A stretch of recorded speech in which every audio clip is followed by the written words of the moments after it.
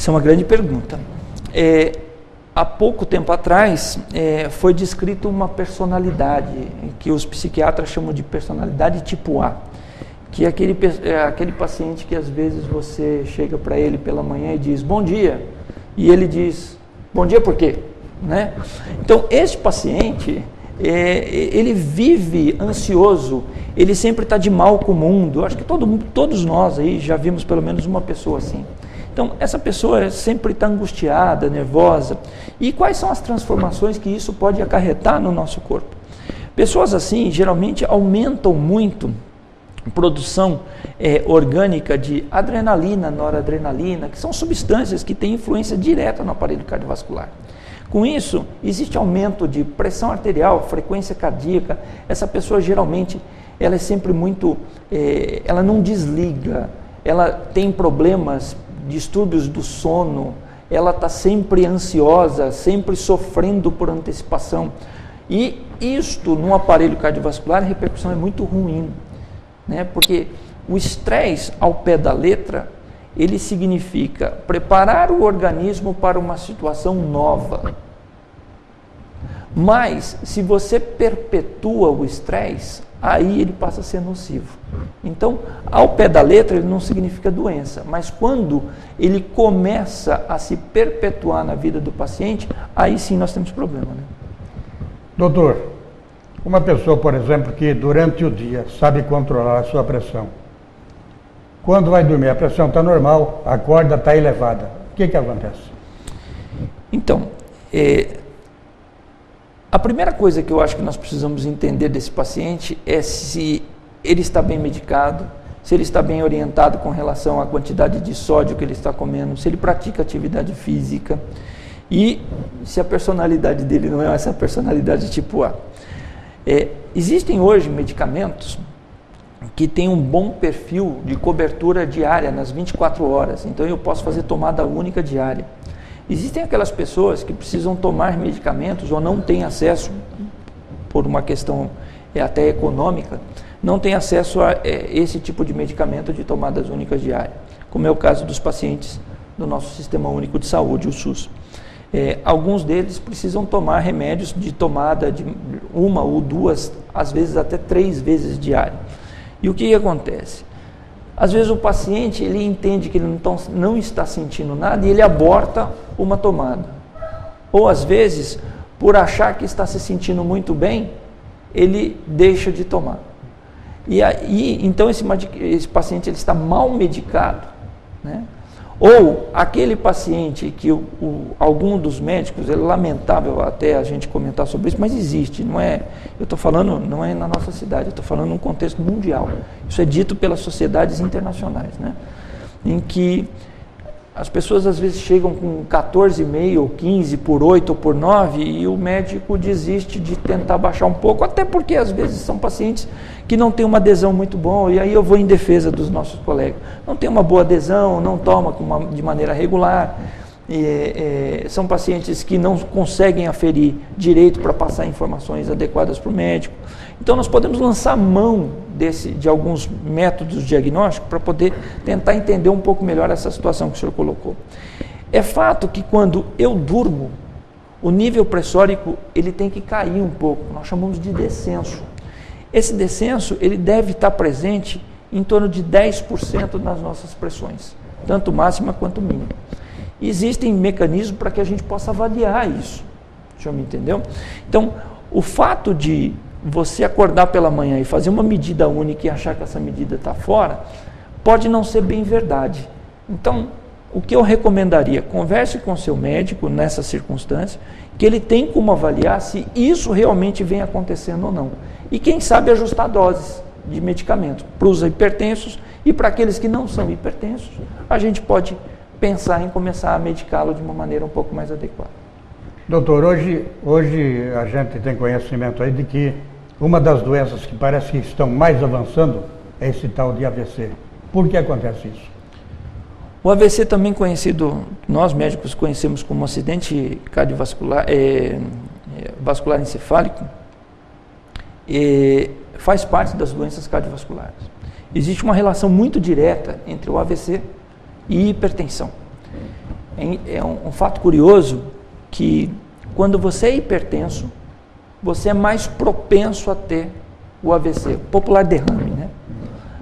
A ter o AVC. Então, quando eu controlo a pressão arterial, eu diminuo de maneira significativa a chance desse paciente ter um AVC. Por outro lado, quando eu também tenho hipertensão, eu também aumento a chance do paciente ter um infarto.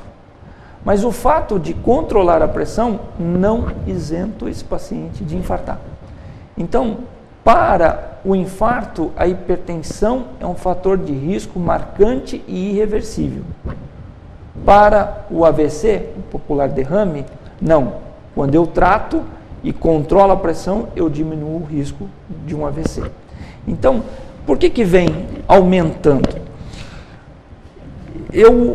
A análise pode ser feita desde lá da cadeia inicial, Sr. Sabiani. O nosso país teve um avanço surpreendente nessas últimas 3 décadas aí em termos de saúde, particularmente no estado de São Paulo. Nós conseguimos vencer algumas doenças que matavam muito na infância, né? Então, o fato de estender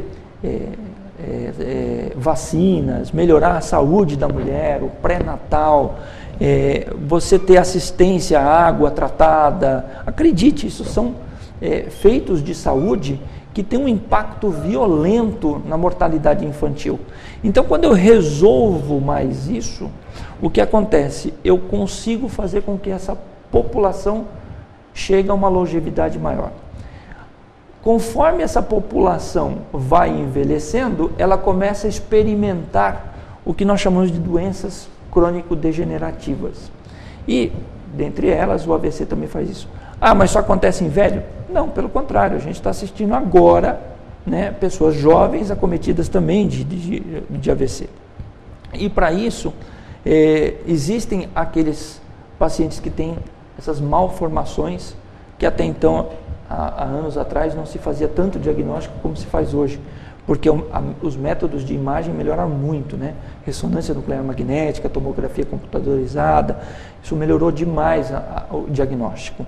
E nós também começamos a fazer mais diagnóstico de hipertensos que até então não se fazia. Então, se o senhor disser assim, ó, está aumentando o índice, eu talvez colocaria em dúvida essa questão.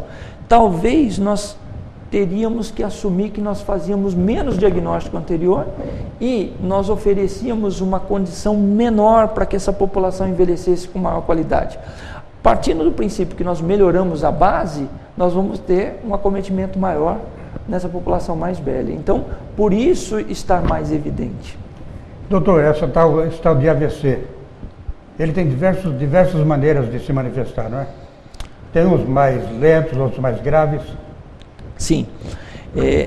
O AVC, o comprometimento clínico, né, a manifestação clínica, ela vai estar diretamente ligada ao local de acometimento do cérebro. Então, se eu pegar o giro da fala, esse paciente para de falar. Se for um acometimento do lado motor, esse paciente para de mexer ou o membro superior ou inferior. Existe também o AVC que pega a região nobre, que nós chamamos de tronco cerebral. E aí é dramático, porque tem comprometimento do centro respiratório e do centro cardiocirculatório. Então nós temos repercussão, inclusive, na forma desse paciente respirar e até alterações cardíacas, levando a oscilações de bradicardia, ritmos lentos do coração, né, por assim dizer. E geralmente esse paciente tem uma evolução muito ruim. Doutor, o que significa arritmia cardíaca? Eu chamo de arritmia cardíaca ou disritmia. Algumas pessoas me perguntam isso. O que é correto? É arritmia ou disritmia, né? Os dois termos estão corretos, né? Mas a gente consagrou mais a utilização de arritmia. Como o prefixo sugere, o prefixo a. Então, a arritmia seria um coração fora do seu ritmo. E aí a arritmia é um universo muito grande, né, e maravilhoso, até porque essa é a minha especialidade maior. Eu sou um apaixonado por essa questão. A arritmia, eu posso classificá-la de uma série de formas, né? eu posso classificar de acordo com a velocidade da arritmia, em arritmias rápidas ou arritmias lentas, né? E o que eu chamo de rápida ou lenta? Eu tenho uma frequência cardíaca que dita como normal entre 60 e 100 batimentos por minuto, mas com uma média em torno de uns 70. Então, quando está abaixo de 60, eu chamo de ritmo lento ou bradiarritmia. Quando o ritmo está rápido, acima de 100, eu chamo de taquicardia. Eu posso classificar essa arritmia de acordo com o local do coração acometido, na região superior, que nós chamamos de supraventricular, ou na região inferior do coração, que nós chamamos de ventricular. Eu posso classificar essa arritmia de acordo com o mecanismo de início. Eu posso classificá-la de acordo com a forma, a expressão eletrocardiográfica que ela acontece. Então, a arritmia, para ser um pouco mais rápido e claro, a arritmia é toda vez que eu tenho um paciente que está com um ritmo irregular ou desordenado do coração, eu tenho arritmia. E esses pacientes, geralmente, eles não chegam dizendo, olha, estou com uma arritmia. Eles me queixam de palpitação. O que eu chamo de palpitação é aquela sensação desconfortável dita pelo paciente, em que incomoda, ele percebe, porque normalmente nós não percebemos, graças a Deus, não percebemos o nosso coração trabalhar, porque senão seria um verdadeiro inferno, né? Imagine se for dormindo e aquilo tum, tum, tum, né? Ninguém conseguiria dormir. Então nós não percebemos, mas algumas falhas, né? Essas falhas são entre aspas, é lógico, algumas falhas são perceptíveis pelos pacientes e geram assim, um enorme desconforto. Então, eles acabam nos procurando por conta dessas instabilidades do ritmo cardíaco que nós chamamos de arritmia. A arritmia tem cura, doutor? Tem sim, tem. Muitas delas têm cura e aquelas que a gente não consegue curar por completo, existe um controle muito bom. E quando nós estamos falando em cura e controle, nós estamos falando em qualidade de vida, né? A gente, quando nós estamos abordando um paciente, eu acho que a primeira coisa que deve ser respondida é: esse coração é normal? Se nós podemos estar falando de arritmia, né? Um verdadeiro inferno, talvez, na vida de um cardiologista é quando ele está diante de um atleta profissional para ser avaliado. Eu tive a oportunidade de uma vez estar dentro de uma sala em que foi apresentada uma sequência de eletrocardiograma e todo mundo ficou surpreso, falou, esse rapaz tem 20 e poucos anos e ele quer fazer atividade física de maneira profissional. Alguns levantaram a mão contraindicando aquilo, né? E o médico que estava avaliando falou, olha, é o Raí da seleção brasileira. Entendeu?